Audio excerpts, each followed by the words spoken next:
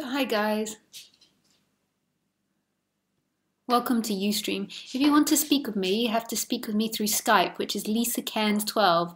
You can send me a message request now, and then I'll be able to speak with you. When I'm taking the calls, I try to do it in a fair order of people that haven't spoken before, but I don't always manage to get around to everybody's call.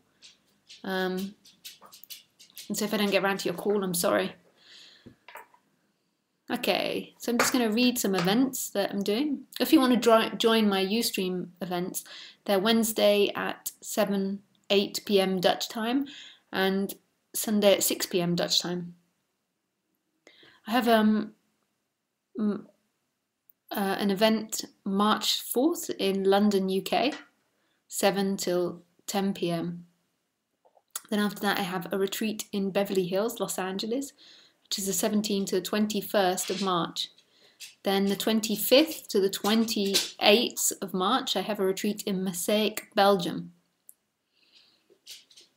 Then in April, I have a retreat the 20th to 25th. So that's 6 days, 20, 21, 22, 23, 24, 25. That's 6 days of talks in Ibiza. Retarded. Yeah.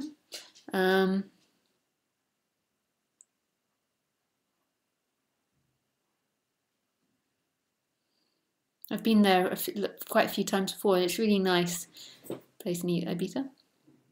All of the places I go to are nice. I try to keep them low cost for people and at the same time nice. Obviously, when you do low cost, there's got to be compromises somewhere.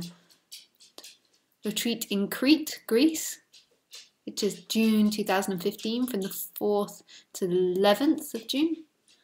And then at Cotswolds in the UK in August the 17th to 21st.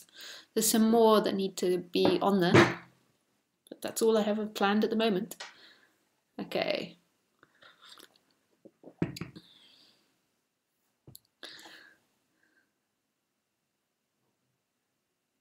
So this is never going to be anything else than it is.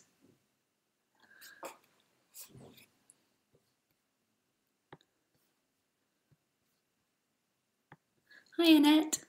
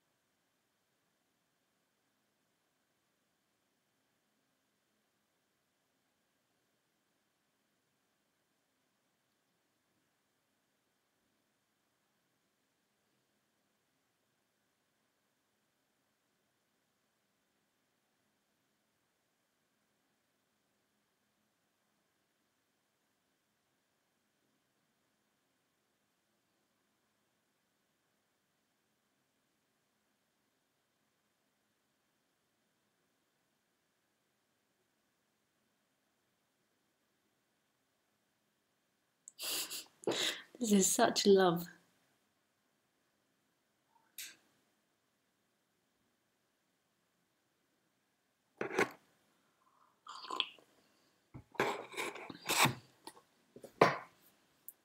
Okay, I speak to someone, no introduction comes. So I call Tom first. I think Tom's the first one that wanted to speak.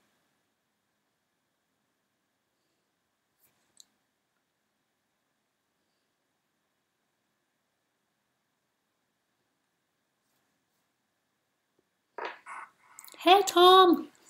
Hi, Elisa. Hey. Did you not think of anything? Huh? Did you not come up with anything with the... No, nothing came. Let me put on my headphones. How are you? Yeah, very good. I tried the airline thing. Yeah? It didn't make any difference. Somebody sent me this link where I could search from like a anonymous place, but it didn't make a difference to the prices. Maybe it's different for different things, but I actually meant the Google incognito mode on the browser, on the Chrome, which you open by pressing Control Shift and N. Oh yeah, I looked through something called Tor browser. Oh yeah. But it didn't make any difference to the prices. Yeah. it might work. It should work for some. Yeah. Oh well. Yeah. Anyway, I've read out a bunch of questions. Oh yeah. I'll ask them in person because most of them are just like rubbish. Okay. And they might change them when you ask them. Like you might come up with something else. So,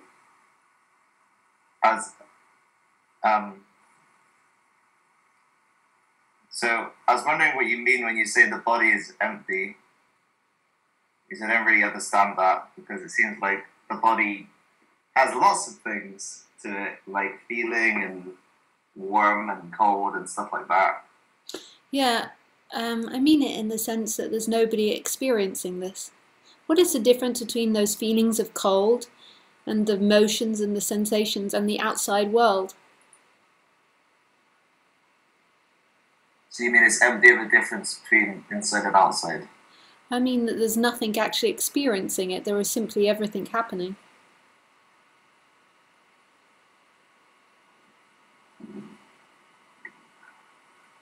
But when you say it though, do you mean the body or do you mean everything?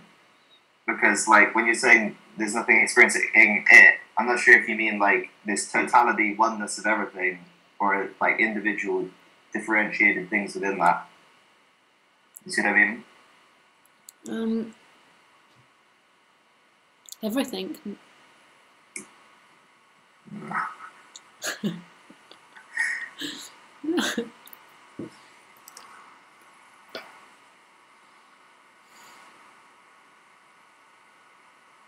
So when you're talking about like individual things being empty, you don't mean that you're experiencing that individual thing emptily.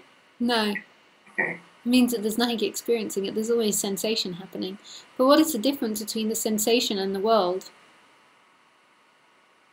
So there is looking, and there's an object that's looked at, or there's smelling and there's something that's smelt. But is there actually an inside and outside world happening? So inside world being thoughts, feelings, sensations, and outside world being something else. But we don't know outside sensation.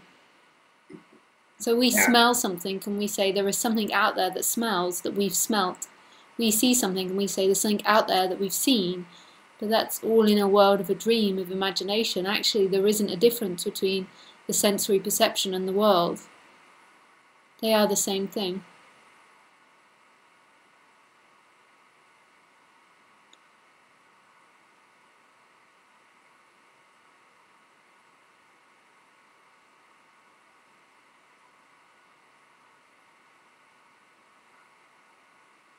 So, if someone grew up in a like really messed up way, and say they were being experimented on by scientists or something, and they had this really crazy perception, you're saying that would be the world for them. You know, that would be everything then. So everything's dependent on sort of your conditioning in a way. On the body that interprets it, yeah. Okay, but you just said the body that interprets it, which says is like a separate body in my like perception. Yeah.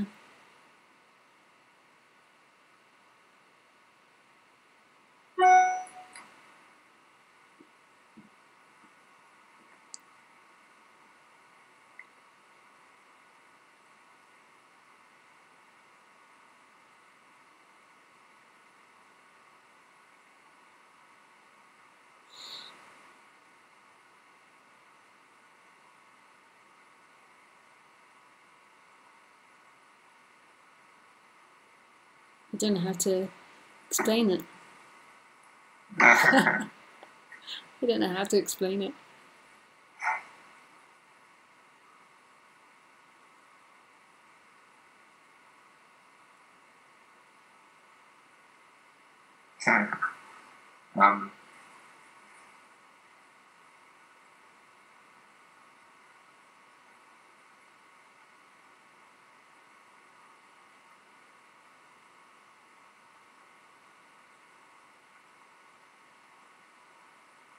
Yeah, I just don't get, because it seems like from what you're saying, you say a lot of stuff about like everything being everything and it's all moving and it's all in the flow, but then you also like differentiate like a body which does things and like a character that has a story, and like I can't really consolidate those views. It doesn't really make sense together for me. Yeah.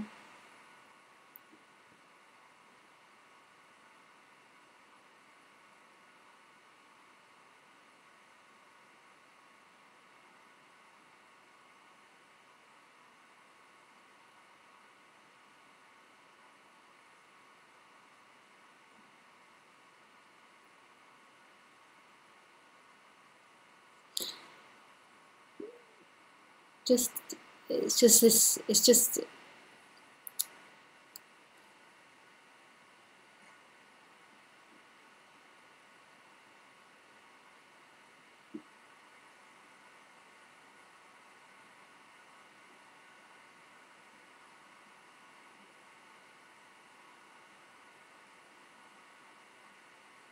just like building blocks, and what life's doing is it's giving the appearance that there is a body experiencing a separate world.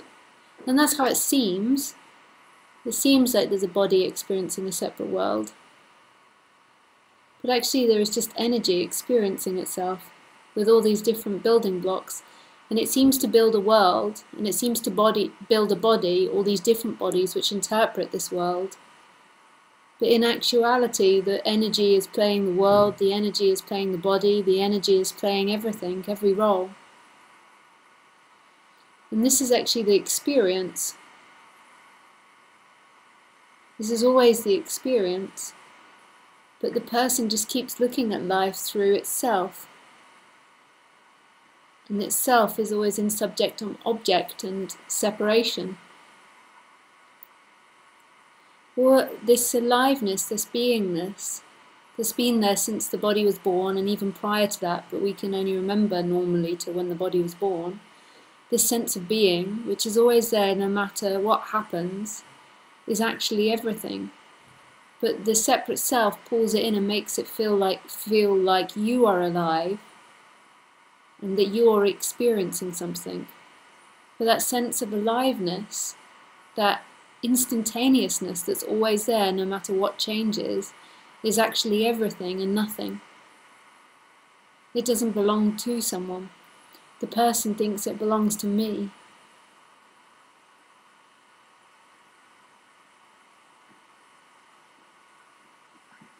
So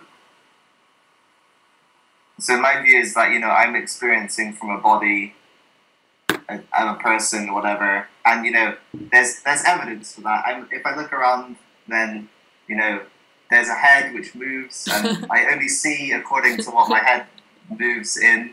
But the evidence is always dependent on that which judges it, which is our language. And our language is subject-object. So of course it's going to fit in.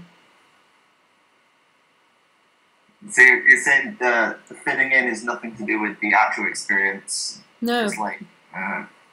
So what's the actual experience now? Is there somebody looking at the computer?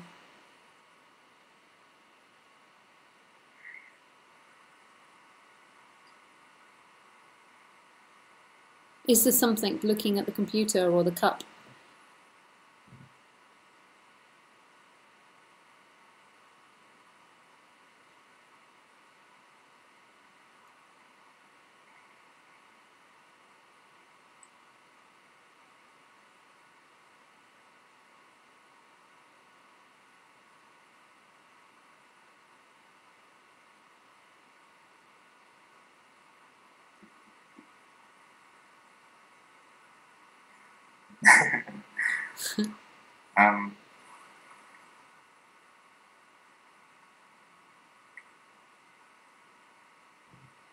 Is there somebody that actually fills the table?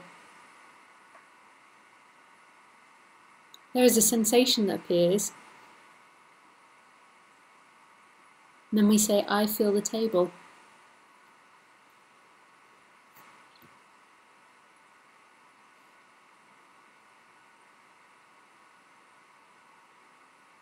It's all a false world.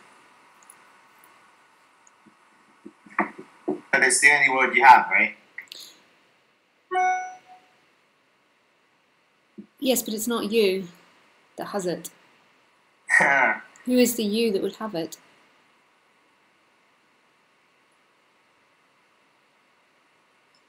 So there's something that isn't me that has it. No, not either. But who do you imagine yourself to be to have it? It just seems like a presence. I don't really actually think so. Yeah, a presence. And this aliveness is there no matter what changes in it. All the feelings, all the sensations, the scenery, the people. Everything changes in that presence. But the energy of the self sucks in that presence and say, it's my presence and I'm alive and I am something separate from everything else. And this exists in time. That functioning exists in time and is the illusion. But if it's outside of time, then surely experience wouldn't make any sense in terms of continuity. Yeah, so all that functioning appears, but the essence of everything is presence and doesn't belong to somebody. It's not somebody's presence. You think you're alive, or people think they're alive inside this body, but actually there is presence that is everything. And it's using all these building blocks in order to have a subject-object experience. But actually there is no subject-object. That beingness, that aliveness, has never belonged inside the body. It feels like I kind of get it, but like I don't want to fully get it. Like there's something just like holding me back, like a very thin threshold. Yeah. Yeah.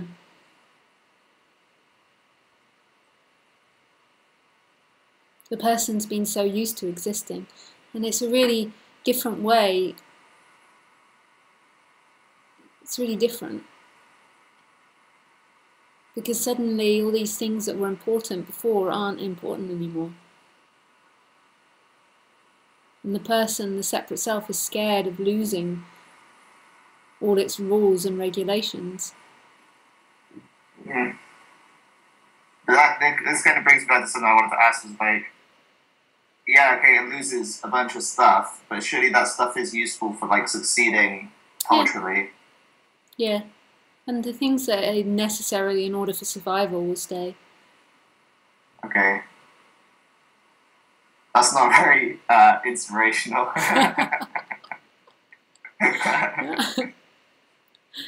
It is love, though. It's everything that's ever wanted. It is completion that's being talked about. That presence, that aliveness is absolute completion, but it belongs to nobody. Nobody owns it. It's not containable by anything or controllable. There's nothing that you can blame anymore. It's everything. Looking through a human body, and it's nothing. It's totally mysterious. It belongs no more in one thing than another. War to beauty. It's totally still and moving simultaneously. It's loud and silent.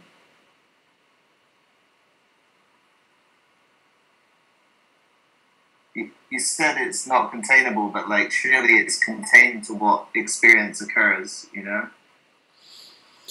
Like surely it's, if there's sight, then it's contained to that. Hearing, then it's contained to that. Thoughts, then it's contained to that. Sort of, but only if you imagine that there's something outside of that. Then it's not contained if you don't have the imagination that there is something possibly outside of that. If that is all there is, the sight, the feeling, the sensation, then it's not contained, it's actually boundless. Okay. Okay. We're getting a bit of lag now. We're getting what? A bit of lag. Yeah. Is my video all stuck again? Nope. Mm-hmm.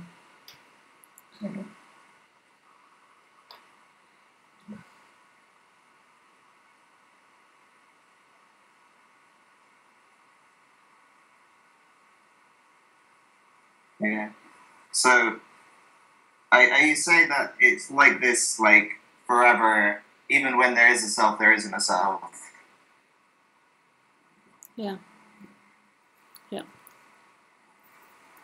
But like, okay, I'm gonna get like pedantic. So if there's always been a self, no, it's always not been a self. Like, and then there's physiological changes in the body which make it appear like there isn't a self anymore. Like that doesn't make sense to me, because surely there wouldn't have to be physiological changes in the body for there to not be a self. You see what I mean? Like, it seems like there's a chain of causation of gradual enlightenment, which leads to the end point, which I guess doesn't make sense if that there was it was like everyone's always had no self.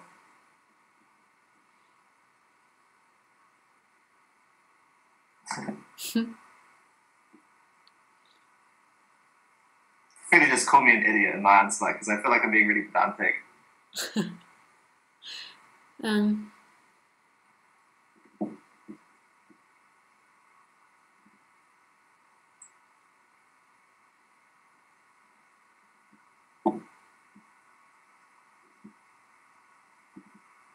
I really don't know how it all works.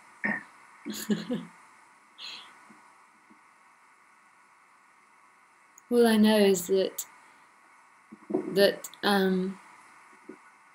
I don't know if it's a thing in the brain that changes, or I don't know. In a way, that doesn't seem very logical, but then in another way, it seems like a good way to explain it. But, right. But this is free, and that's it. This is free. The person isn't free.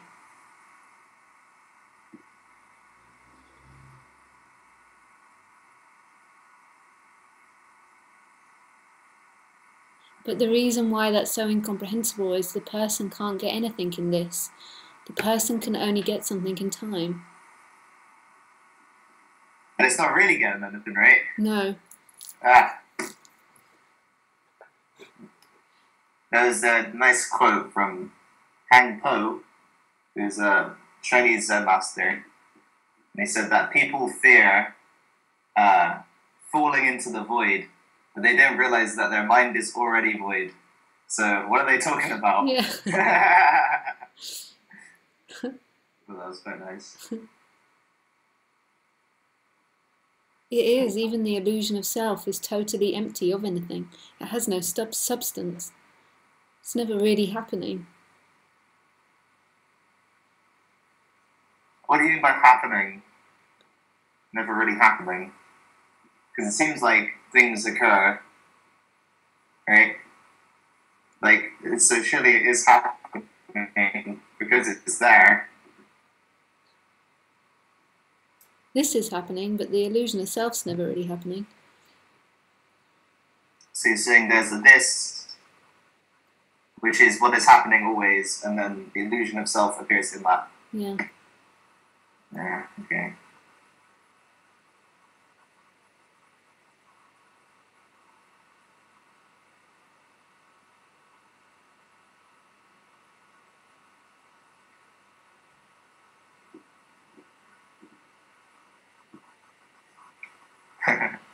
um, so I think we talked a little bit about this before. I didn't really get any closure. Like like if I close my eyes, then there's like a spatial awareness of where I'm having feelings in my body. Like I'm feeling energy in my chest. Yeah. As an example, right now I'm feeling something on my eyes. And I recognize that as something happening in space on my body at certain places, right? Yeah. And then I guess that's what I think is a body, you know, that area of space which feels that energy and that touch. And I guess I just don't really see how that body can like not exist, or that space can not exist.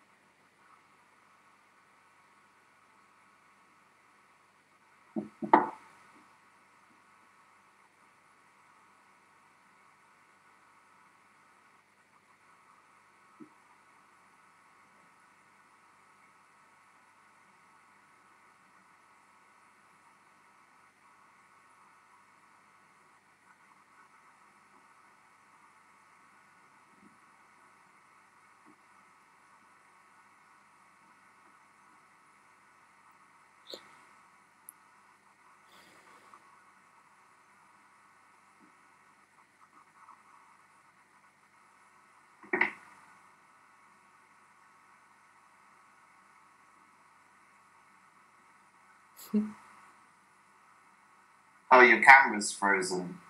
I think I'm just not moving. No, it's definitely frozen. You look really weird. I was like, wow, she's staying so still. With a half open eyelid. That's amazing. But it's just frozen.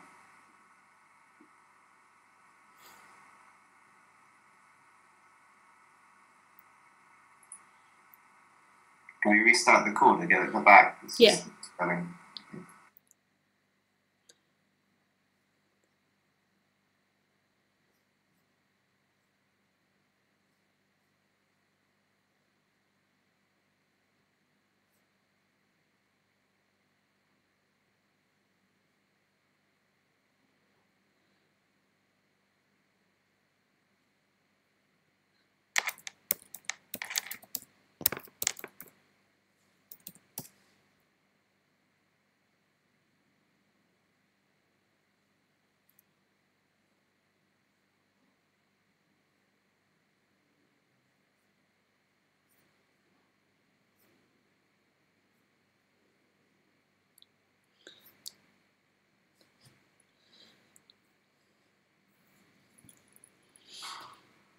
Hi, Lisa. Hello, when my computer starts doing that, I have to shut it down. Oh.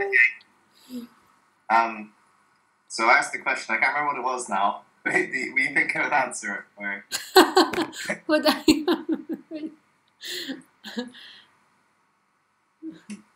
Oh, it's my video first. Do you remember what I said? No, but there's some words that want to come. But Okay. I don't remember what you said, so I don't It's know. fine, it's fine. Just say the words. It's fine. Yeah.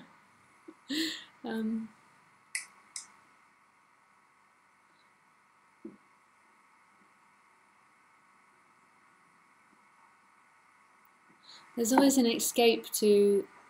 There's always an attempt to escape intimacy. The more that we try to understand something, and the more that we try to know this, the more there's a removal from this. And this is so intimate. It means the end of the barrier between you and me. And I don't just mean that as an intellectual idea, I mean energetically, so it means every part of me is you, and every part of you is me, which doesn't necessarily equal pleasure.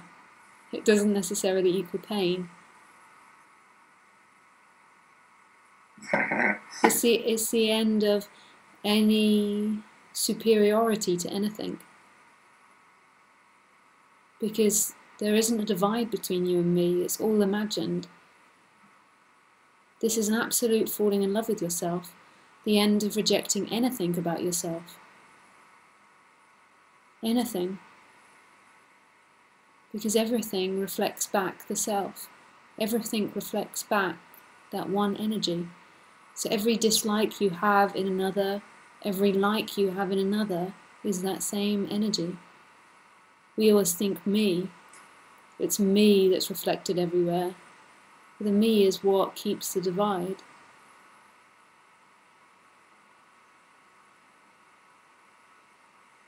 This is so intimate. Because your suffering is my suffering, your pain is my pain, your love is my love, your insanity is my insanity, your knowledge is my knowledge, your beauty is my beauty. But I don't mean this as Lisa. As Lisa, you are somebody else out there. As Lisa, you are something independent. I mean it as everything. Everywhere you look is that same presence that's been there when the body was 6, when the body was 3, when it cried, when it laughed, when it joked, when it was angry, when it was happy. All there is that presence everywhere, reflecting back. It's a joke, it's a house of mirrors, this reality. Your darkest, darkest dream, the darkest, darkest thing you ever see is a reflection of itself. The most beautiful is a reflection of itself. There's nothing which can be rejected, but the person, the separate self, is always rejecting. It's always trying to get out of that intimacy. It's always trying to just get to pleasure, which is a natural functioning of the body to move towards pleasure. That's the way, that's the direction it will always go towards. It will always walk down the path of moving towards pleasure. But I mean as everything, as this instant accepting everything. This isn't intellectually understandable. You can't understand that because the intellect is moving in time. This is talking about this instant, and in this instant, this presence, this aliveness, there is never a boundary between anything.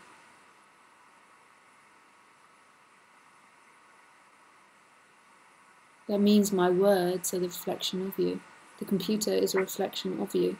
The light is a reflection of you. The feeling of the seat on the bum is a reflection of you, but not as Tom, as that presence. Those cupboards, the onions or the oranges, whatever they are, the bowls. Everything. The dislike, the love, the darkness, the warmth, the beauty. All of it is it. For this could never be comprehended. Comprehension is moving. Comprehension is changing. It will always be lost. It could never be a feeling because feelings are changing.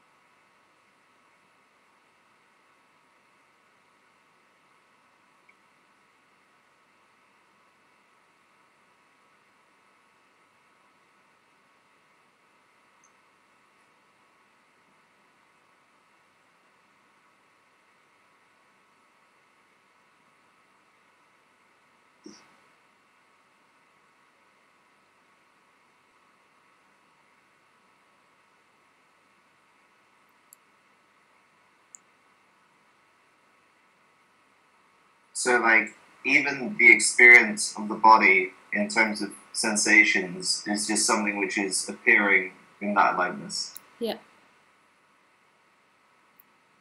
So, but if I had another sense, that would also appear in that aliveness.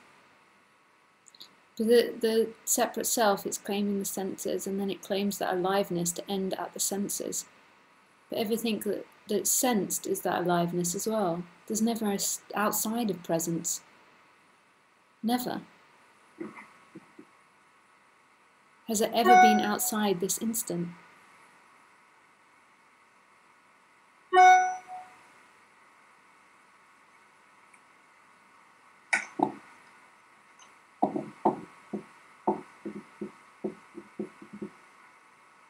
So you said it doesn't end at the senses. I don't understand what could be beyond the senses. It doesn't make sense to me. Well, no, there isn't beyond the senses, but we imagine there's an outside the senses.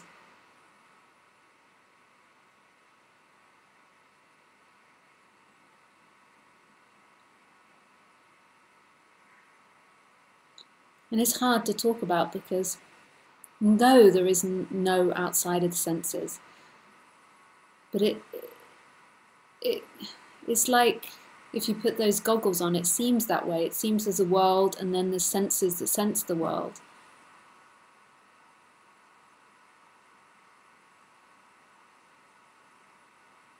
And then simultaneously, what this presence is doing is it's looking from billions of different angles as well at this one world, and it's all happening simultaneously. It's so creative. And each instrument has a different experience of this world. But there's not really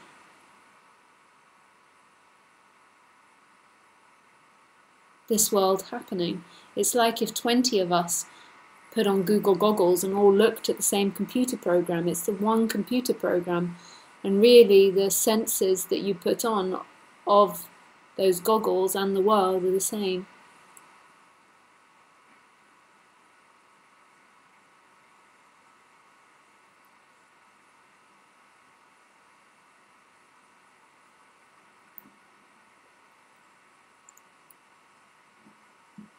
See, you said stuff like there's the aliveness and then there's instruments of that aliveness, which kind of makes me think that like your experience isn't bound to like your body. When that doesn't really make sense to me, because obviously you have to see with your eyes and hear with your ears. Yeah. But there's nothing in here which claims that it is something inside this body sensing a separate world. There just is everything appearing. There's nothing looking at this cup, there is simply this cup.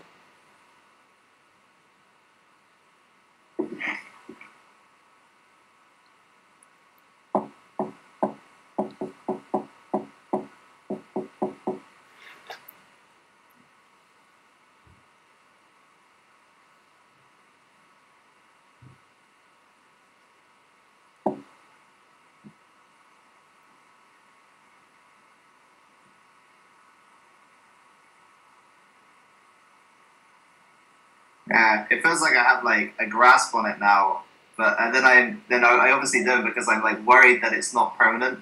I'm like, oh no, I have to keep it. Yeah, and that just doesn't make sense from what you're saying. Yeah.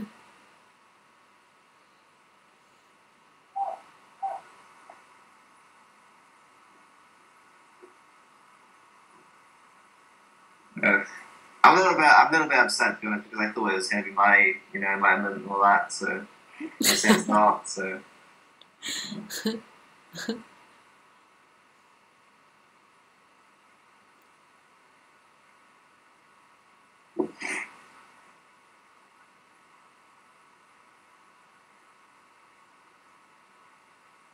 But that's the barrier that stands in the way.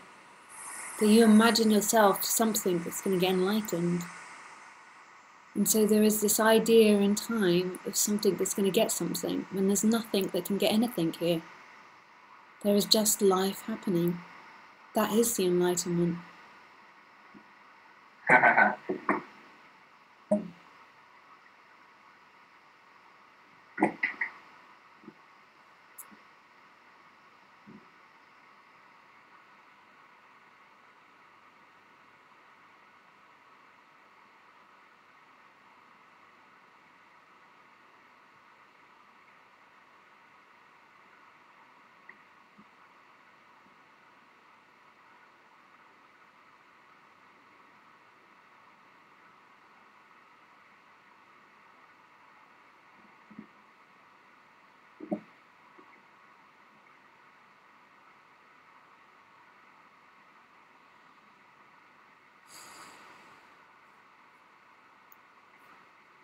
The connection's going funny. Yeah. Well, I'll let someone else speak for a little bit now, and if you've got any more questions, you can call back. Okay, see you in a bit. Bye, Tom. Bye.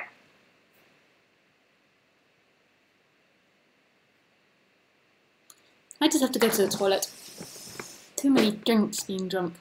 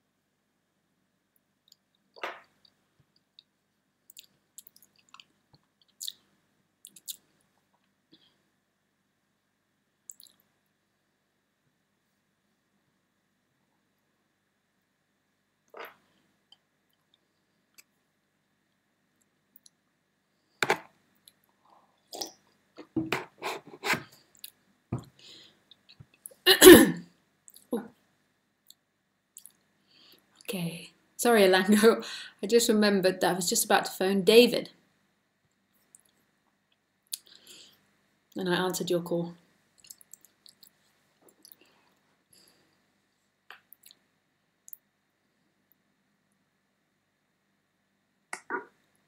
Hey, David.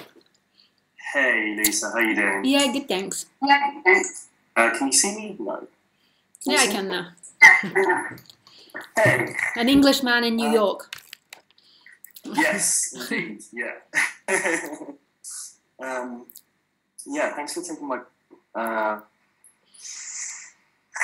So I guess I'll try and give you a succinct bit of context first, maybe. Yeah.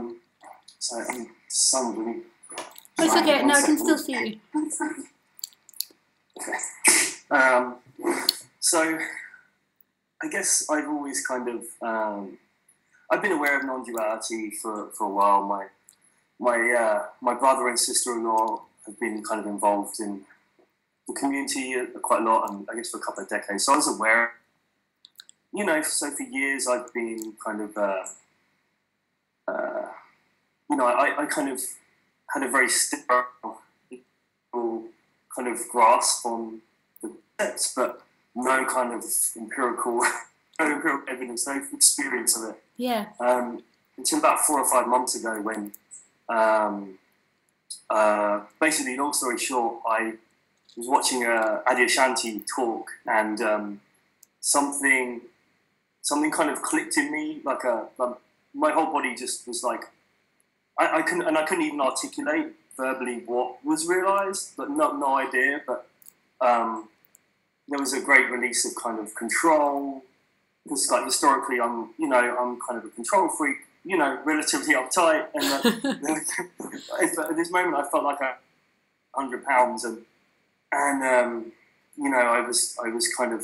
I cried a bit. I was laughing. And this happened at work. I was at work. It was a quiet time at work, and I was at my desk, so I kind of had to step outside. I was like laughing to myself a little bit. I don't even know what about but the there was a great metaphor he used about driving this car, and how we're gripping the wheel really tightly, and we're signalling, we're checking our mirrors and all this stuff, and then actually one day we realise if we slide over to the passenger seat, you don't have to have this kind of insanely tense grip on everything. Anyway, so something resonated with me really deeply, and this feeling of calmness and happiness kind of lasted for, the evening, a few hours, and it kind of faded, and I went into a strange no man's land of my perception on things have changed, and I just a lot of me kind of fell away. I guess it sounds like a super cliche non-duality thing to say, but like a lot of me, desires, all these career ambitions are really career oriented, and a lot of that. And how I describe it was. Felt like nothing mattered, and not in a negative, in a very neutral. Well, I just, and then I kind of got caught back up in things and work, just super busy.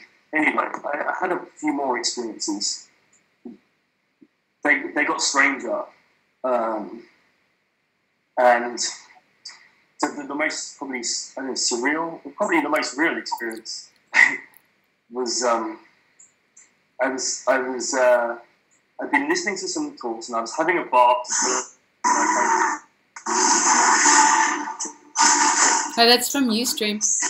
There's an advert. I'm just going to plug my Wi-Fi in. Just on Sunday nights it gets busy, and it's breaking up a little. 1 second. Oh, yeah, no worries.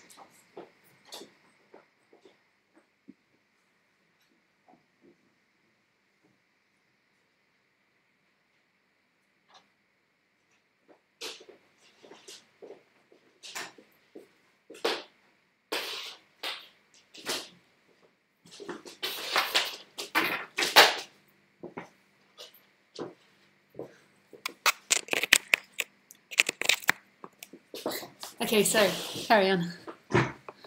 I'm back. Oh, I hope the camera's frozen, but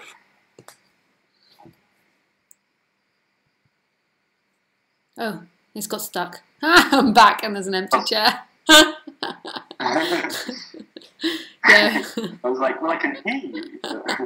It might not come back on now very easily. It's okay. I think we can sub audio. It's fine. Yeah, and maybe because the internet's not so good, maybe if you turn your video off as well. Yeah, I was going to say, I can just turn my video off. Yeah, that's fine. Cool. Anyway, I try to be as succinct as I can, but I had this experience where I was in the bath and I listened to this talk and I shut my eyes. I can't precisely remember what, but I opened my eyes and I guess the first thing I saw, I looked straight forward, and it was the tap. And it was the realest thing I've ever seen. It was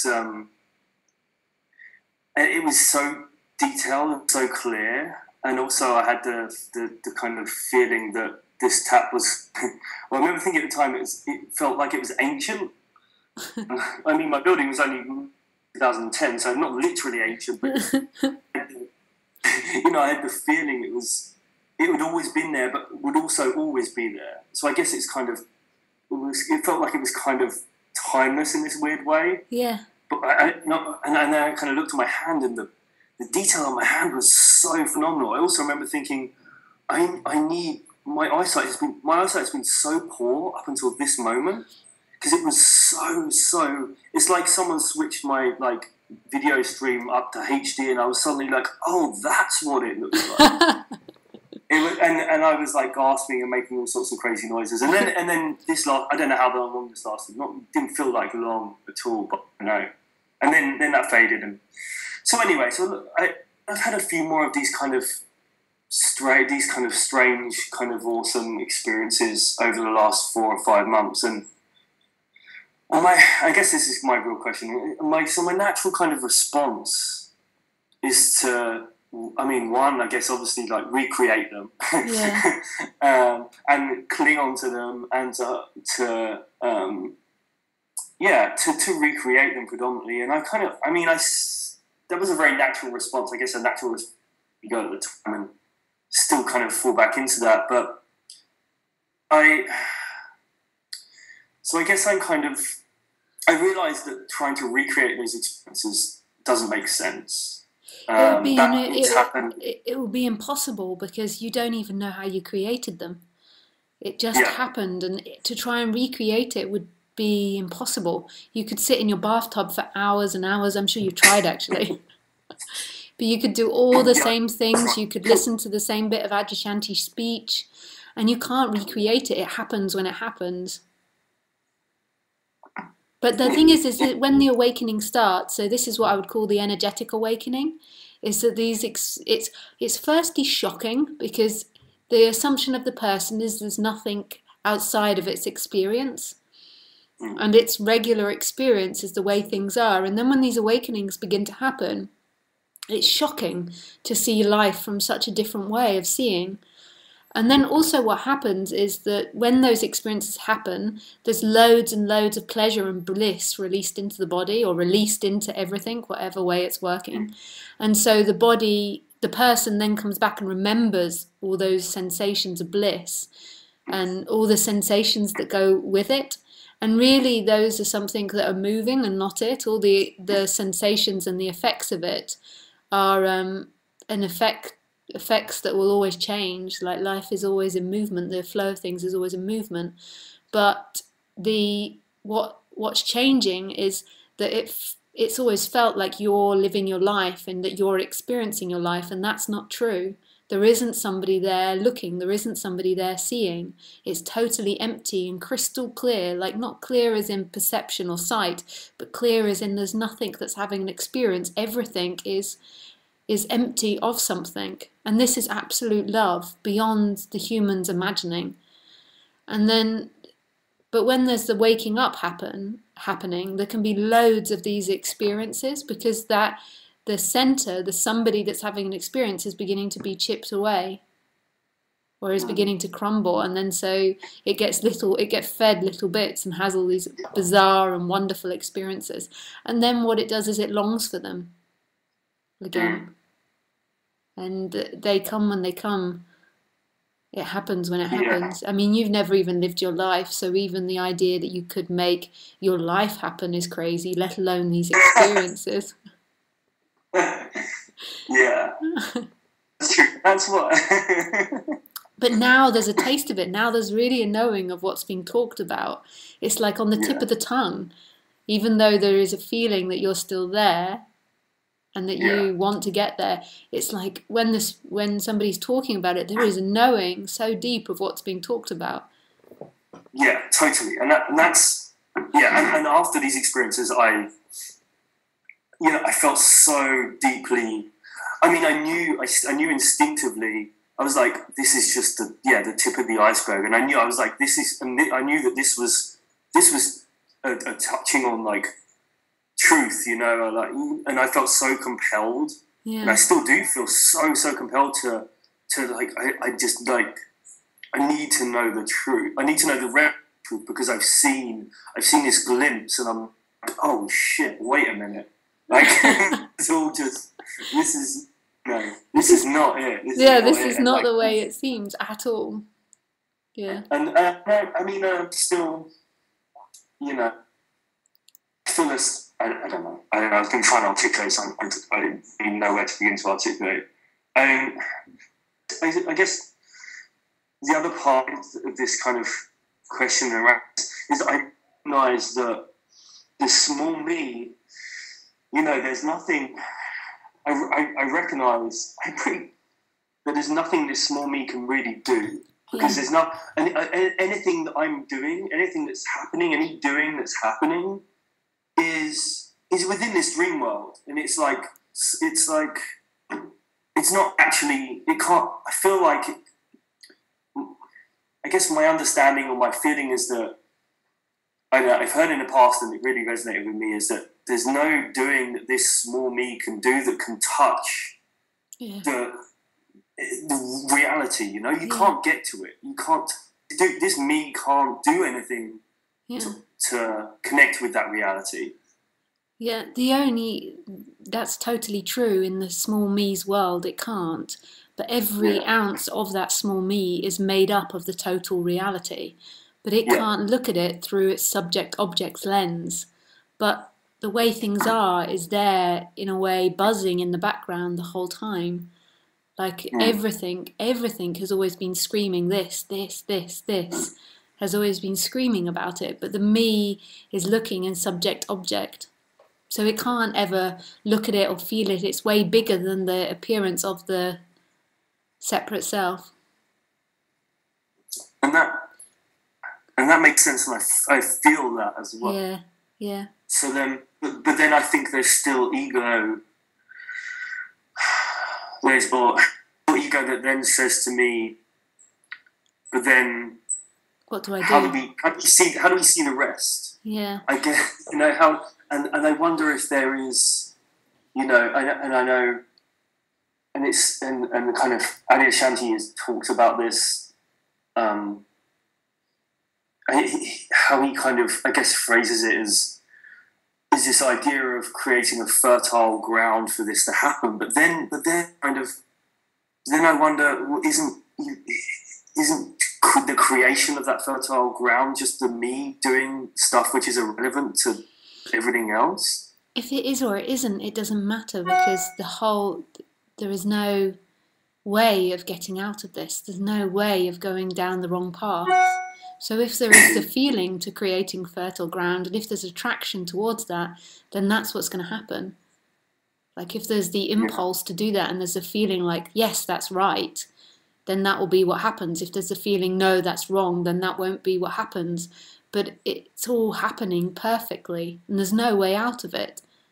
You can't go the wrong way. Where could you possibly go? You can't step outside of this. It just feels like you can. And then it tries to look in that world and say, oh, this is right, this is wrong. But if there's an attraction to the way that Adyashanti speaks about it, then that's it. If there isn't, then that's it. The impulses and the feelings and the what's appearing is never wrong.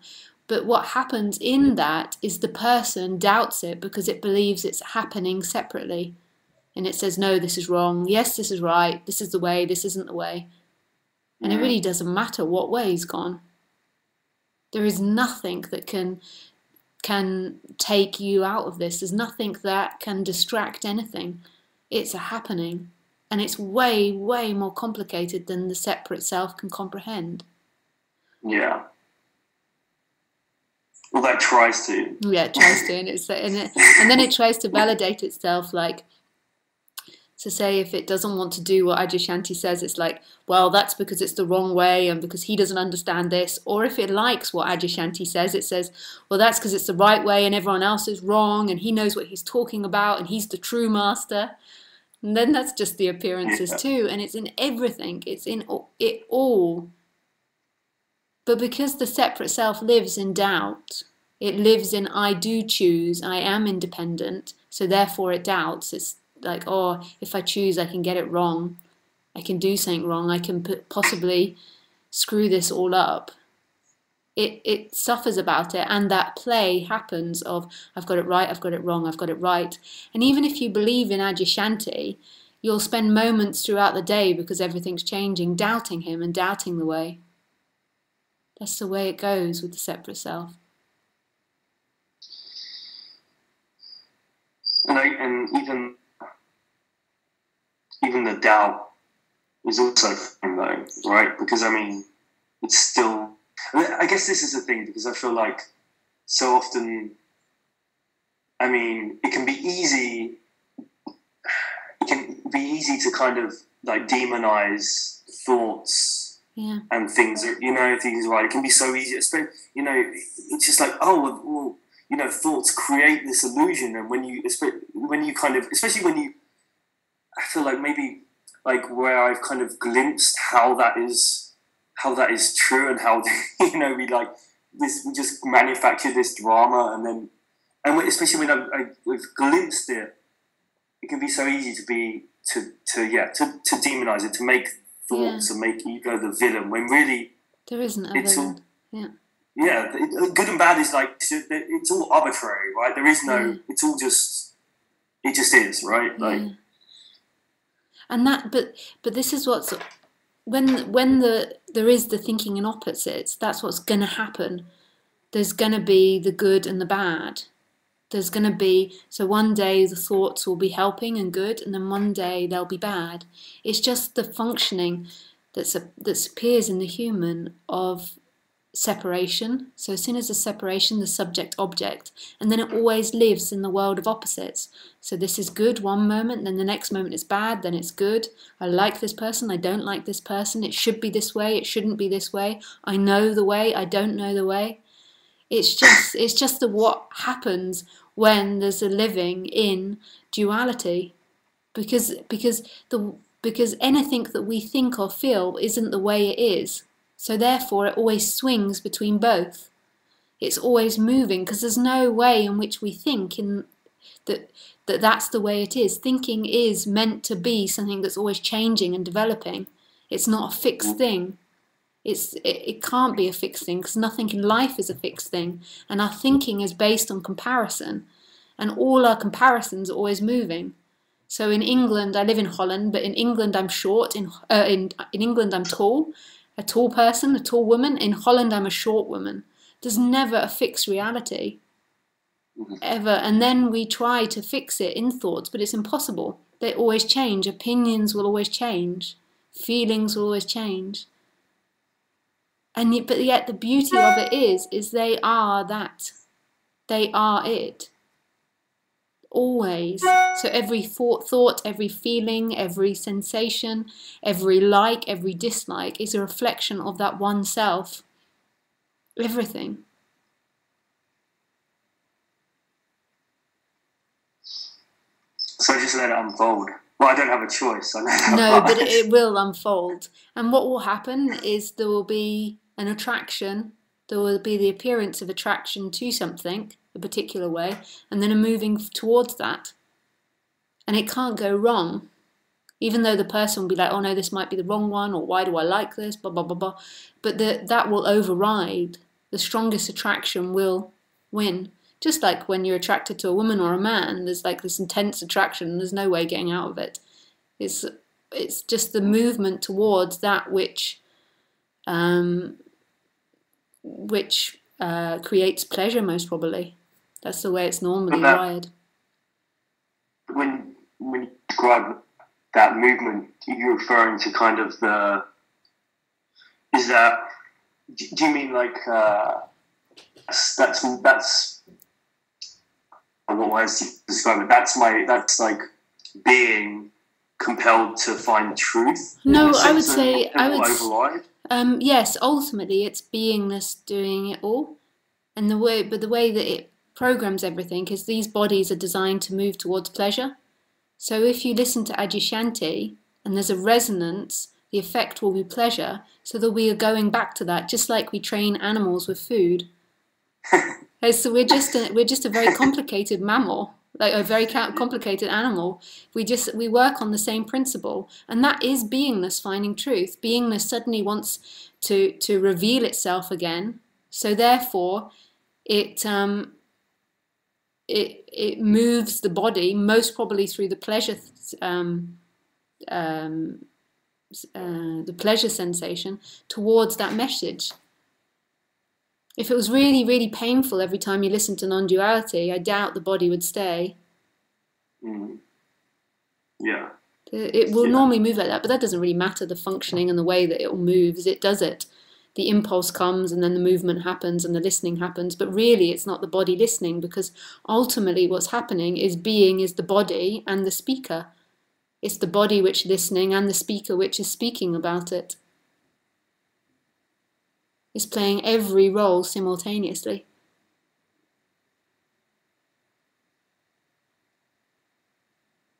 Okay, so I can't screw up. No, never. But the separate self has always been told that it can, so it always has those sensations. Like, I could possibly get it wrong, and it always lives in that world. I could get it wrong. I could go the wrong way. And there's no possible way you can ever go wrong. It's fantastic. Okay, cool. Nice to speak with you, David. Yeah, likewise. Thank you so much. Oh, with pleasure. You take care. Thanks. Bye. Bye.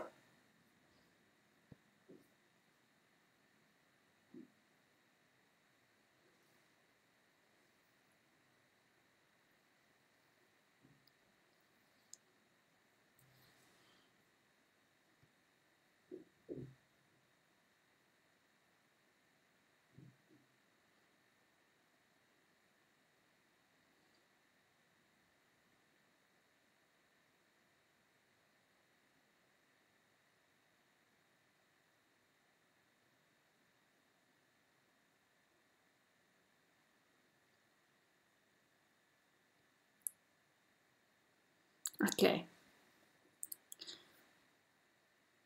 So I'm going to go to Jane in a second.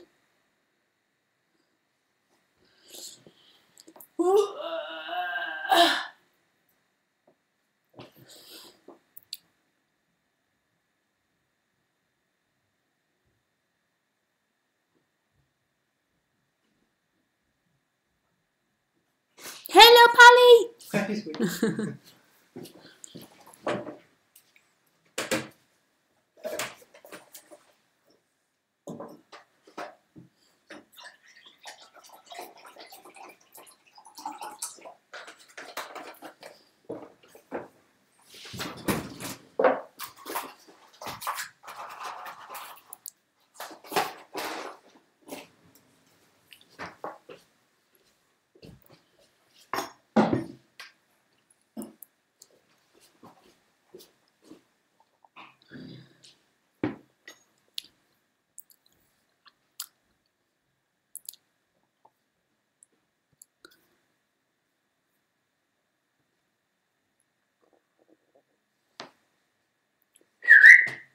Easy. Good girl, sweetie.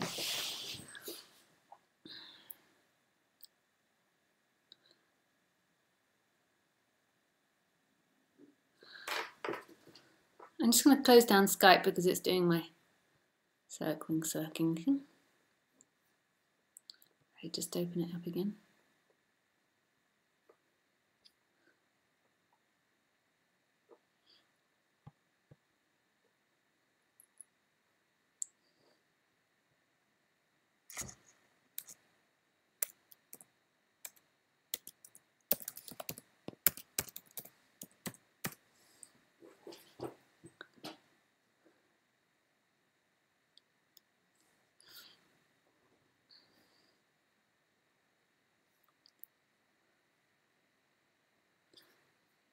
Jane. So Jane, I'm just trying to call you. You said you wanted to speak.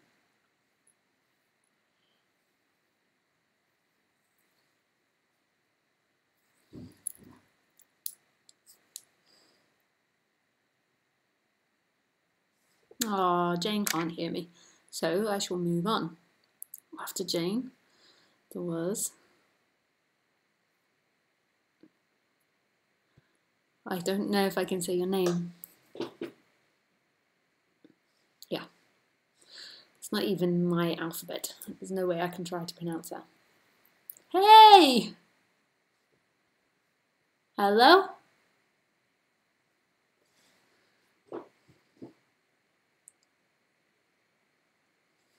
Hello? I can't hear you.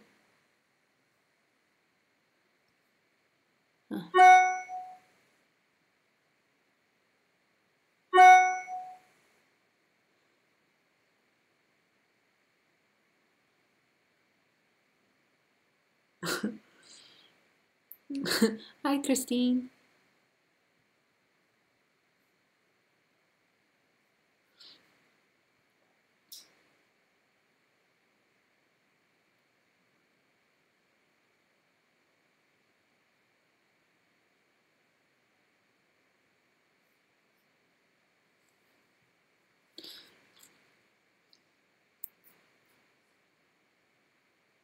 Okay. Okay, I'm going to take Elango and then I'll take you, Lauren. But the reason I take Elango is because he can only come on Sundays. Hey, Elango. Hello. Hi. But just so you know that we just do 15 minutes and then I'll just give Lauren some time to talk. Yeah. Hang on a sec. Oh, it was on. Oh. Yeah. We went off. Yeah. I have to call you back now because it's gone funny again. Just 1 second. Sure.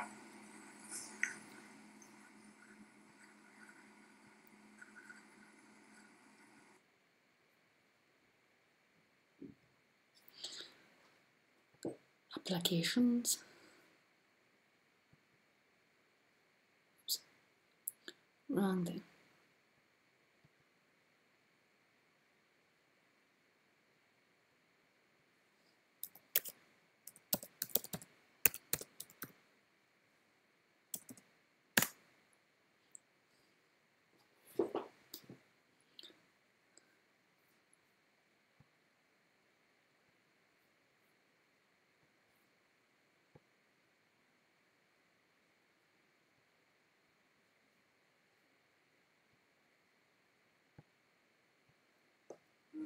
Hey, Elango. Hello. Hey. Hello. You able to see me? Yeah, I can see you. Thanks for calling. With pleasure. Yeah. Today I wanted to ask you about, have you heard about Khalil Gibran? Sorry? Khalil Gibran. No? Okay, he's the guy who wrote the book called The Prophet. Oh, yeah? He's a Lebanese writer, philosopher who came to the United States and he's famous for that book called The Prophet. Yeah. So in that book, he talks about life, he talks about people, he talks about relationships, he talks about everything. So I was wanting to just ask you, I mean, can you sort of talk like that about life, about the mystery of life, apart from telling us this is happening, this? What Can you crack the code of life in terms of description? We're not asking for a prescription. You have to give me an example. I don't know what you mean. What I mean is like, now this is happening. Yeah. How is it happening? Who's making it happen? Why is it happening? What does he say in that book? It's a beautiful book. It's a very small book. I don't have the book in my hand, but I have it. I have the. I just opened the. I just read it to you. In the book, the synopsis: the Prophet Al-Mustafa has lived in the foreign city of Orpheus for 12 years and is about to board a ship which will carry him home. He is stalked by a group of people with whom he discusses topics such as life and the human condition. The book is divided into chapters dealing with love, marriage, children, giving, eating and drinking, work, joy and sorrow, houses, clothes, buying and selling, crime and punishment, laws, freedom, reason and passion, pain, self-knowledge, teaching, friendship, talking, time, good and evil, prayer, pleasure, beauty, religion and death. This is what the book talks about. Wow. I just wanted you to talk about life and how this thing is happening, this mystery is happening. Because we seem to be blinded to the reality of this, caught in that web of the self. Yeah.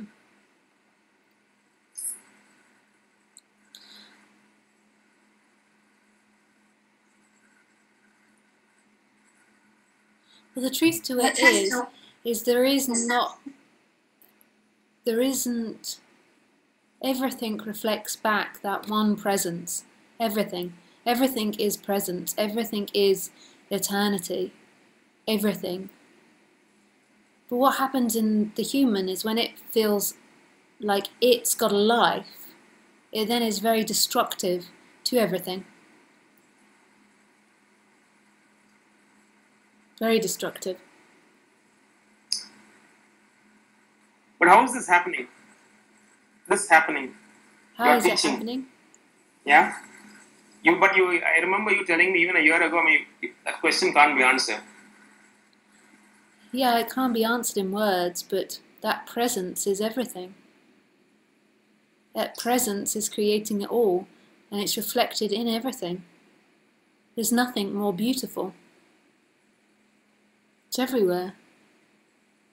It's doing the sound of my voice, it's doing a lango, it's doing the, you weren't going tut actually, you were going to speak and then I spoke over you. You're like, oh, it was more like that. But all of it does everything. It does that movement, it does that one aliveness, presence, beingness. And it's so sad that human thinks I'm alive and that's my beingness. And it does really terrible things in that dynamic, but it's not the human's fault, it's just the programming that happens in the human. And it sees everything as something to gain from it.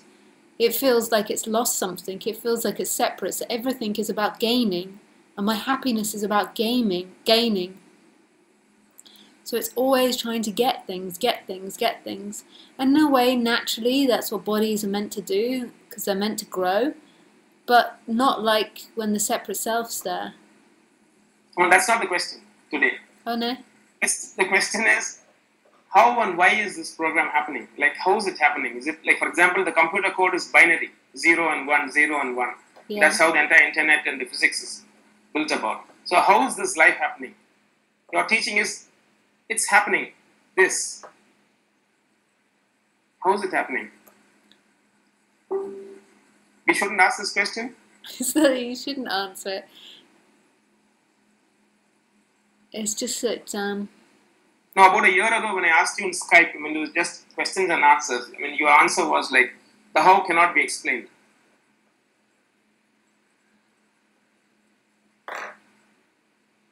But now since it's a live session, I thought I can expand on that.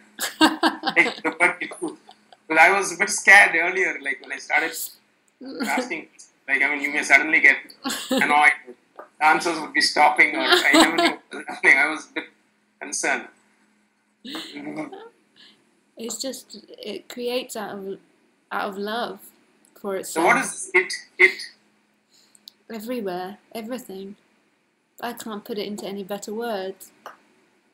Presence. Yeah. Aliveness. Presence, being, aliveness, God. Yeah. But how is it functioning? For example, we know how the internet functions. Yeah. We know how the human body, to a certain extent, functions, cells and so many things. So how is this the greatest thing in the human life? And it's so sad that we don't understand that in terms of... I think it's fantastic because the human would just then try and manipulate it. The human is a program. Yeah. We're not talking about the human. Yeah. We're talking about the human is asking how this program was inbuilt and how was he brought into this world as a robot. Where the mystery code was, that's the source code was kept away from him. Yeah. Or her. Well, it's right here. Yeah, I know it's here. That mystery, that thing which you feel is absence, which you can't understand, is right here in it all. But how is it working? I don't know. It just is creating. Yeah. And why is it doing it? We don't know. No.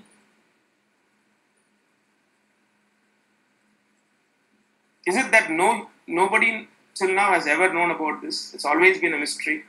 All the mystics, all the uh, saints and the sages, when they come to this question, it was always like, it's a mystery, it's a mystery, it's a mystery. It can only be experienced. Because she couldn't possibly comprehend what's going on. He just couldn't. It'd be impossible. I'm just turning the volume up in Skype if you see me moving. No, I'm able to, your video is clear. No, just for you, so your voice is louder. Okay. So, are you able to comprehend this life? No. Because we do. No. No. No, is it? I can't work it out how it works. No, like before Bali and after Bali. Huh? But before Bali I can't. and after. But I still don't know how it works. It just is in every instant. Because before Bali, the veil of the me was probably shrouding it, camouflaging it, or filtering the reality. Now that you are there, in the Garden of Eden. It's not me that's there, but it just is. Yeah. I don't know why. No, I mean, me not being there is okay, but can this voice tell me as to what it is?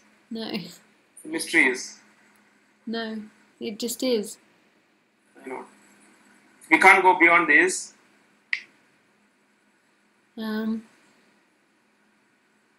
It's happening, it's happening. How is the it happening? Why is the it happening?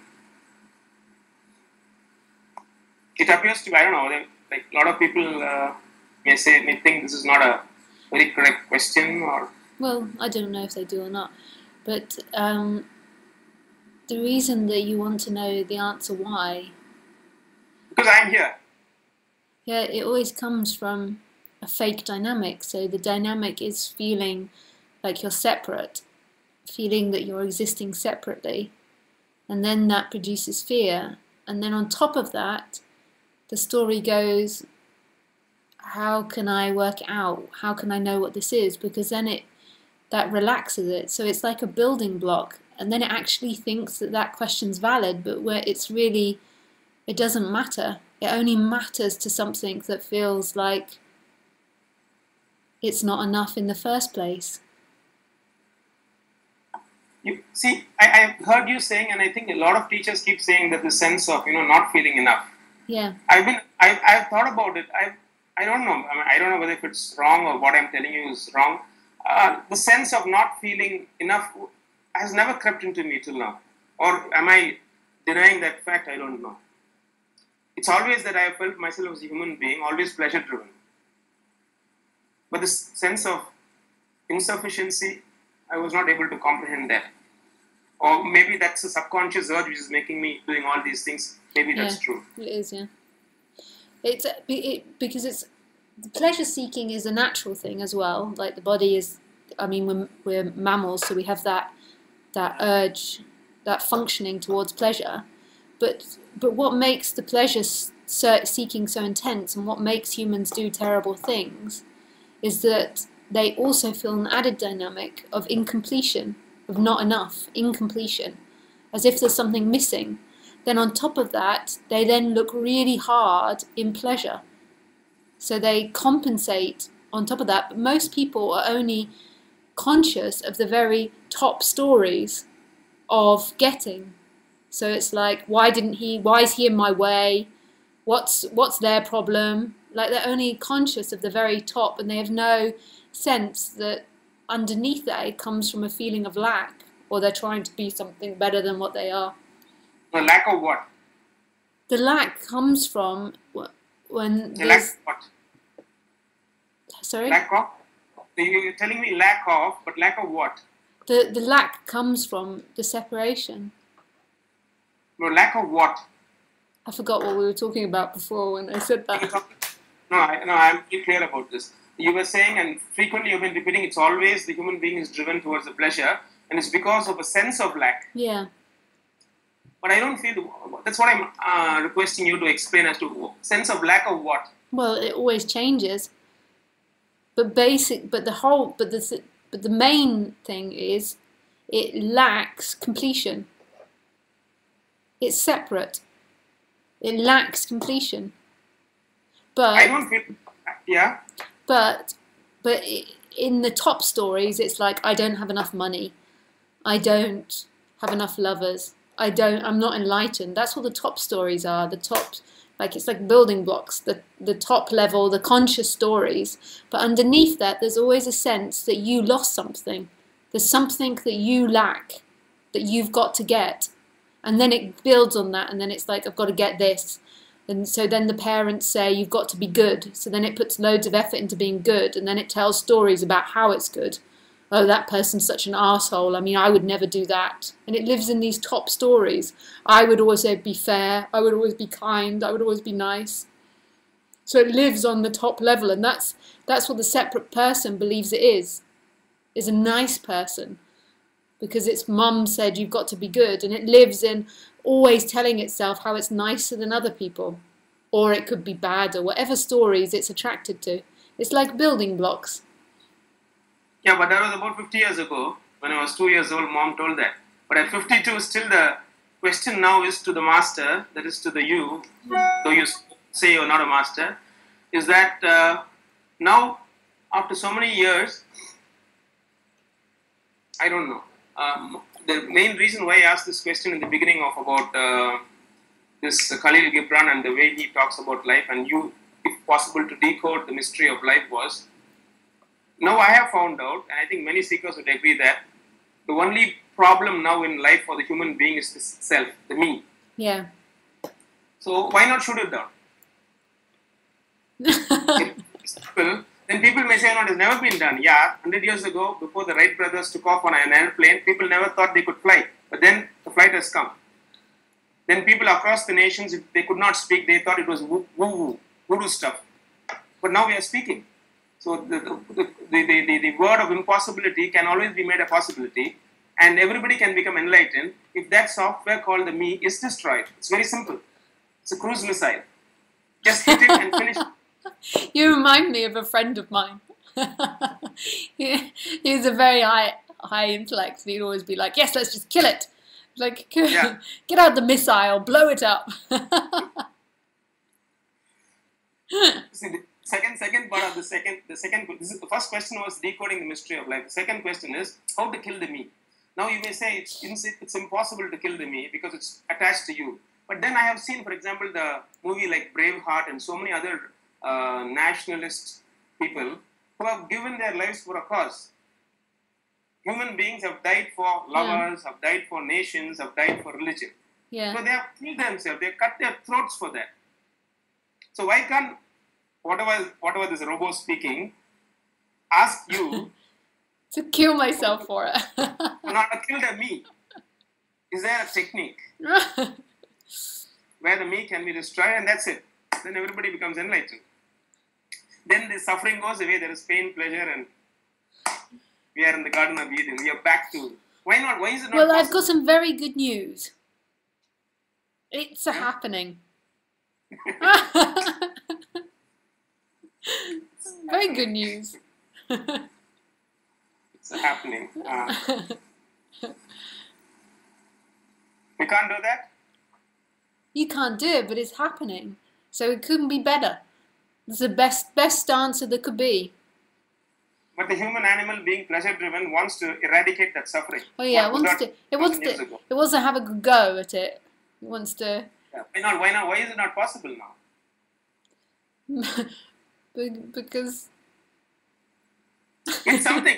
A lot of times, there's a lot of confusion about so many teachers, gurus, everybody saying the illusion, the maya of the false I.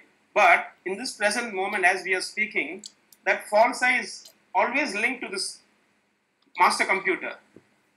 whatever is happening now, though it's coming and claiming, but it is always attached to this life. It's like these movies where, in the last scene, the hero comes and some negative thing is attached, and he comes and he cuts it off, and that thing goes like the Alien movie. If you've seen the Alien movie, no, from the spaceship, they find the movie. I forgot the heroine's name. And they just cut it off and it goes away. So is it possible because this is some object, an energy bundle in the human being, doing all this rubbish in the last maybe 1 lakh years or 50,000 years after language was formed? Now just roll it back, to the factory. Well, it's fantastic, Ilango, because it's happening. It's happening. You can't see your own destruction, but it's happening. I know, but why can't I accelerate it like a catalyst? They say when plants are growing, then you add fertilizers, they grow faster. Well, because you It's can't. desperate. But it is happening, and it's happening at the only speed it can.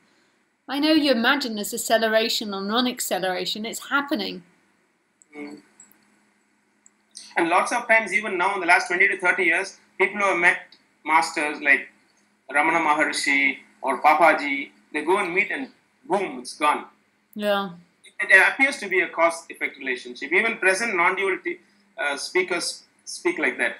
Yeah. Wayne Lickerman. So many, I think, a lot of people who speak about the teacher and something happened and it was a Wi-Fi hit. Zip. Yeah. Wi-Fi app gone and it's gone. The self is annihilated. Well, you don't even need to concern yourself with that, Elango, because it's happening. Yeah, it's happening, but even in the book and your teaching is that as long as the self exists, the suffering will continue. And the self will self-destruct and it will die one day. Till that time, we have to bear the suffering of the self. You That's have the to message. what? Bear, B-A-R, bear the suffering of the self. The self is so stupid. Isn't it? Well, I mean, It's as important. it is. It cannot move a hair.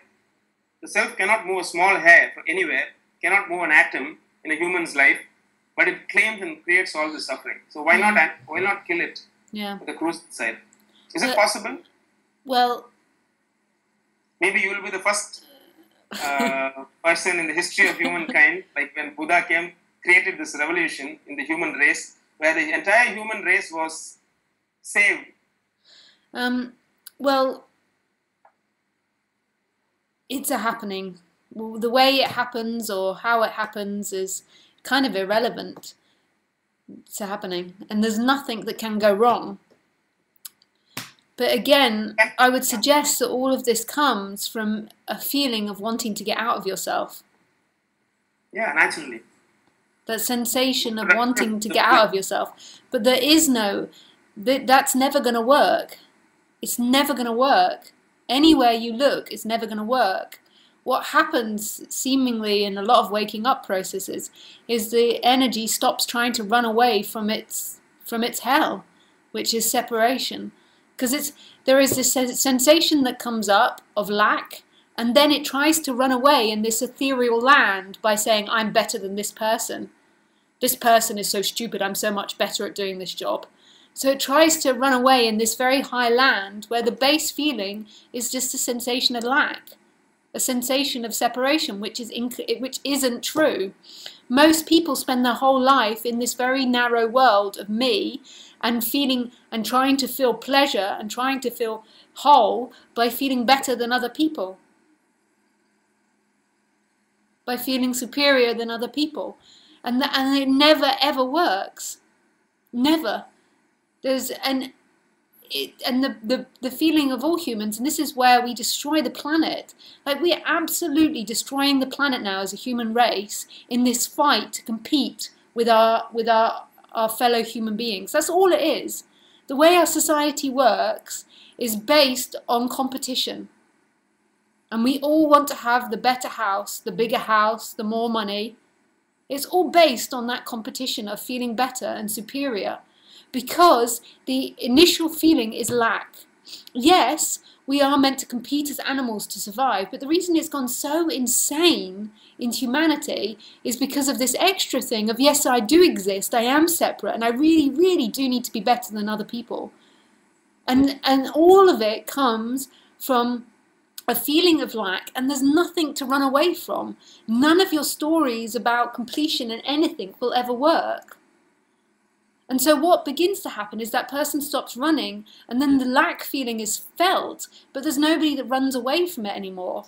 It just presents itself, and there's nothing that runs away from it, so it just dissolves in on it by itself because it was an illusion. But the person that's running in this high land is perpetuating that feeling of lack. It's constantly validating that you are not enough, that you are separate and that you're not enough. So it just keeps running in this story up here, and it keeps telling itself all these fake stories. And none of it's true. And the ultimate illusion is that there is separate people. But you can't undo yourself. It will get undone, because even if you try and undo yourself, it'll be about competing with others. Your undoing will be about comparing yourself in time. And actually, it will be comparing yourself to yourself. You'll be like, okay, so what I've got to do is I've got to meditate. Or what I've got to do is I've got to stand on one leg. Or what I've got to do is a yoga position.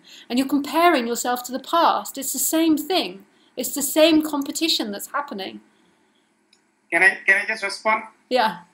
But I am not talking about a sense of lack. You are talking. As you said, it may be on the top story and the bottom things, but that's the speaker is not feeling that sense of lack. Maybe occasionally, but the root thing now is it's not the sense of lack. It's not the sense that I want to compare myself with anybody and inflate my ego and feel better. No, that's not the question. The question is, this travel in La La Land on the last quarter century with spiritual teachings ultimately has culminated in this person called Ilango hearing the teachings of Lisa Keynes and finding out that the root crux of life is it's an automatic process happening in this universe by a mysterious force, and everything happens by itself. But if you can just step down from that position of this is happening, and the suffering in the this is happening is because of the me. It comes down to a very small formula like E is equal to MC squared. This is happening, number one. Number two, the suffering in the this is happening is because of the me. So the number three question is kill the me. It's very simple. You are teaching. No, you're in the back. You're in the back to front story. You're in the. What you're saying is let's destroy the story. Well, but you're in the high story, the story up there that's going around in story, and then you're saying, okay, so the answer is to destroy the me. But that's not the answer. In that world, it's a constant circle, like a hamster going around in the ball. And what it's trying to run from is any discomfort. That's natural to it. Well, in a way, because the mammal is set up, this is why it's so confusing, the mammal is set up to seek for pleasure. But the separate self really feels like it's separate, and then this pleasure game becomes too important, and it believes it will complete itself in pleasure. You won't complete yourself in pleasure. It is here, the completion. It doesn't mean that this mammal will stop running towards pleasure. That's the way it's designed, like the fish, or functions like the fish. But in that story of killing yourself is in the top story. You can't do anything in that world. It's in a fake world. Agreed. So what's the bottom line on the top story? The bottom line is there always a feeling that you're not enough. And I know that you say that you don't feel that, and it's mostly diminished a lot, but there's always a sensation that you've been kicked out of Eden in every instant. And that's what's creating the problem, and you're never going to find a solution in the thought world. But the person really doesn't want to feel that sensation. Okay. Now the next question is, as I am talking to you, this is it. That's your teaching. This is it. It's happening. It's happening, correct? Now in this happening, the suffering happens because of the me claiming ownership of this is happening. So this thing which is talking to you understands that this illusory me is creating the suffering in that this is happening. So this voice is asking the other voice how to kill the me. This is happening now. In the this is happening. Just 1 second passed away and something is coming and creating that suffering. Oh, for example, no, this conversation is going to end. I'm just telling you. And something is going to happen. That the me is keeping on coming. The me is a real fact. It's an energy. We are actually saying that the me is not true. It's illusory. It is an energy which is claiming the entire happening of the entire life of the human being. Yeah. So it's something there. It's substantial. Feels it, yeah. The illusory me is substantially linked with this present moment as Ilango and Lisa are talking, and it's sucking that energy and claiming, I'm doing it, I'm doing it, I'm doing it, like a clown in the circus, where the real thing is done by something called God. And the God creates this clown and creates all this problem. Yeah. So this voice is asking you, is there a way in where this energy can be disconnected? It's happening. It's happening, Ilango. You can't escape it. When the Buddha came out from the Bodhi tree, they said, what happened? Nothing happened. Everybody says that once they cross that veil, that's the universal statement. Yeah. All the teachers say that. Well, a lot of them, yes. Some of them. Yeah, but then you also have said, no, everything contributed to your Bali. Huh? Everything contributed to 2010 everything. in Bali. The whole... It was not the teacher, the whole. So we can't say nothing happened, everything happened. Oh, well, they're one and the same thing, really. And another question attached to this is, sometimes they say, in a certain scientific research happening, it takes about 50 years to create this sort of thing where, you can go to the next star or something. Yeah. Because the technology is not developed much. It's a question of time. It's a question of time when the technology will be developed where there can be a spacecraft going to the star orbital years or something like that. So, is this that we have now come to spiritual teaching where Lisa Ken's teaching is, this is happening, the only villain is the me. This is happening, automatically the villain is the me. If the villain can be removed away from the happening, then everybody is in the Garden of Eden. And the teaching has come down to this. It's so near. The Garden of Eden is just across the compound. It's like turning the corner. The Garden of Eden is in the lack. It's here. It's in the lack. Langa's like, oh. But Langa, we have to wrap this conversation up now because it's 8 o'clock and Paul will be wanting his dinner. So, sure. and sorry, Loren didn't get spoken to. But so there is a possibility as we wind off for today that there is a possibility as Lisa Ken's teaching has come down to this is happening. Probably she can also tell us how this is happening in the God. To undoing. And I can assure you, Ilango, I know that this isn't very juicy for you to think about, but I assure you it is happening. It is happening. There is no way out of this. No, I'm not asking a way out of this. It is happening is agreed. No, but I mean it's happening, the deconstruction of that illusion. Is it happening for all human beings? Yeah, yes. Then why is it 99.99% are wanting to nuke each other? A new what? Nuclear bombs. That's how the world is going. Yeah. Nuking. Yeah. I know. I seriously think in our lifetimes that our society is going to collapse. It is happening, but in the illusory story, some faster than others. But in the end, this is happening. Is there a way where the me can be killed? Not a way that you could work out, Ilango, and manipulate. If there was, it would be a disaster. Yeah, but the point is, like, you and I are God, and we are the infinite. But not as a thought or an action. Thought and actions arise in God as God. So you can't work it out and manipulate it. It just can't be done. But it is happening, and we're not talking about ballet dancing here. Yeah. I'm not talking about ballet becoming a dancer. Yeah. We're talking about non-duality. It's happening. Life is presenting it. And the Creator is speaking to each other. Huh? The Creator is speaking with each other. You used to say, no? God is speaking. So the God knows everything. No. Well, yes, but not like we think. We think of that as in our intellect and in our knowledge of opposites. It's way more complicated than that. Or way more creative than that. That's the limit. That's such a tiny way of thinking. But it is happening, the deconstruction of the self. This isn't learning about sewing or knitting or dancing. It's being presented non-duality. It's happening in the whole of humanity because there's nowhere they can go but home. The full self gets created and then it gets destroyed. But this is presenting it while the body is still alive. The Ilango is being, the collapse of Ilango is happening. It's happening. It's happening. Then who's now? One second. But you're not doing it and I'm not doing it. It's happening. No, if the collapse of Ilango is happening, then who's talking now? It's not Ilango talking, is it? No. It just feels like that. That's God speaking. That's God looking. Then if God is looking, why is God forgotten the way to kill the me? Then the definition of God is gone. This God is a dumb God speaking to you. Oh, no, because you're looking at God in subject-object. God is there in the presence. Look how amazingly divine it is. If wow. My nail is there, yeah, I understand. If my nail is there and I want to clip the nail, I take a nail cutter and clip it. Yeah. Right? Yeah. Similarly, if I want to remove a part of me which is giving me cancer, I go to the doctor and remove it.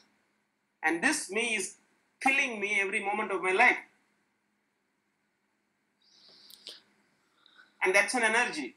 Yeah. It's like in a computer, we have a software, we have a recycle bin, we have a control panel, we have so many things, and we can remove some part of it. Is there a possibility that we can do it, get a teaching? But it is happening, Ilango. There's no question of the happening. It's happening. No, but I mean, like, you want to work out like clipping your nail, but you can't think of it like that. This is the silent killer. If you knew, it wouldn't be happening.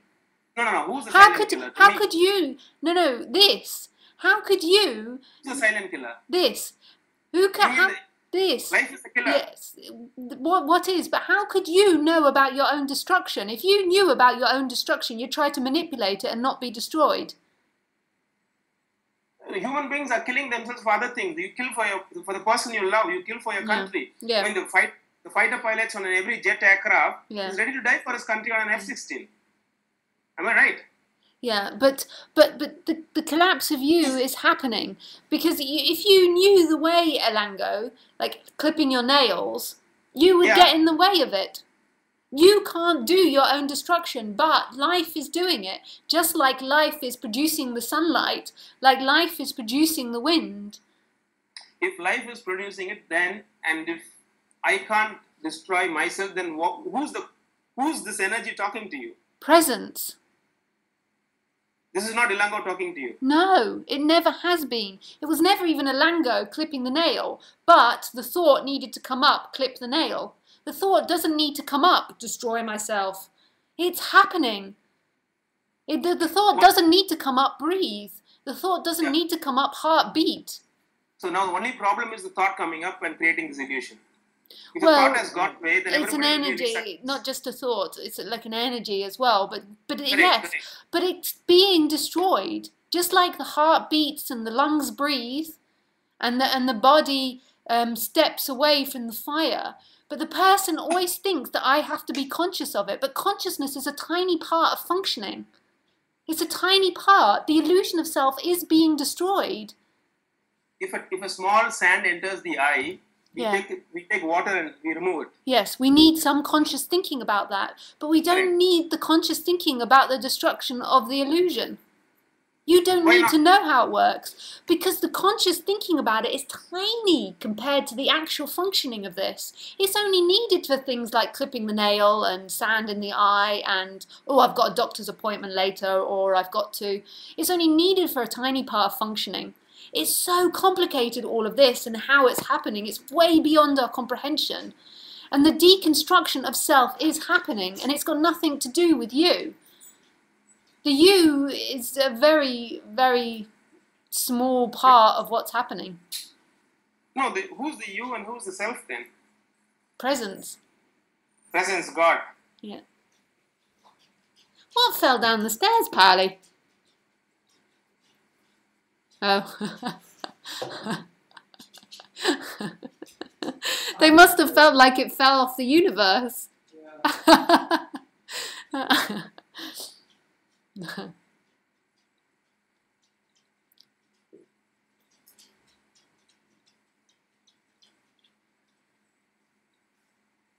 But this is enough now. It's over 2 hours.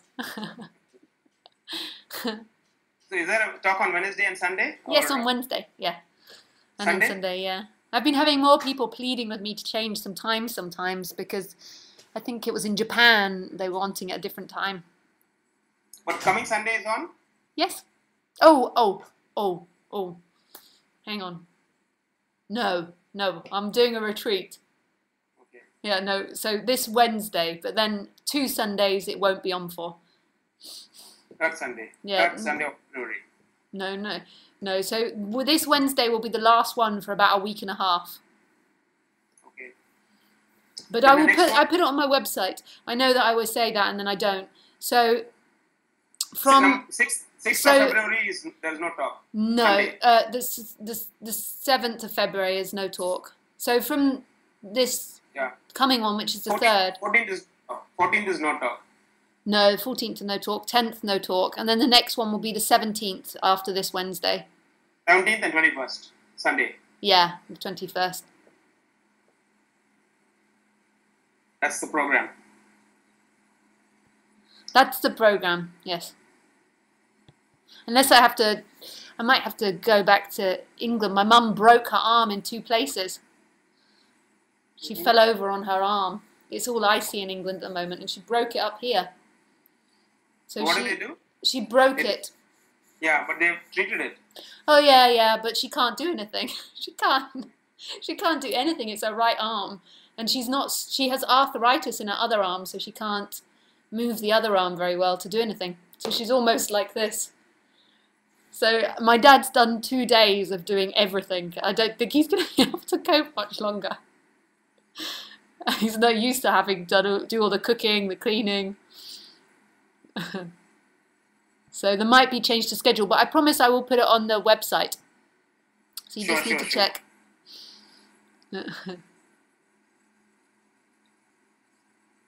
Oh, well, thank you, Elango. I know you feel like... Oh, that's very sweet. Thank you.